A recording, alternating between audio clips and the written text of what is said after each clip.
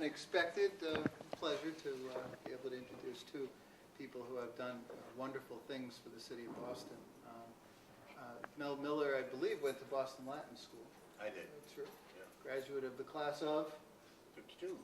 1952, and has been a very, very important person in Boston history by founding the Bay State Banner, which is Boston's African-American newspaper, but really the newspaper of the communities of Boston that have had historically been underrepresented for many, many years. And it's still very much a very alive newspaper that I read every week.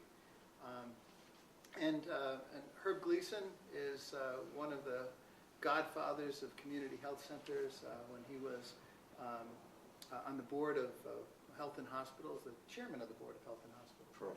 For a while.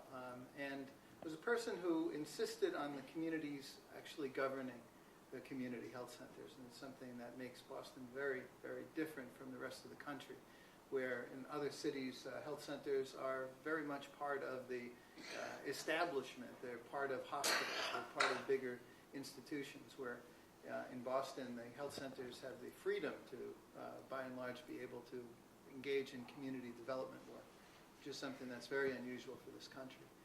Herb was the, as mentioned, Corporation Counsel during Kevin White's administration, and so when busing hit Boston, it was Herb's job to deal with Judge Garrity on behalf of the people of Boston, on behalf of the administration of Boston.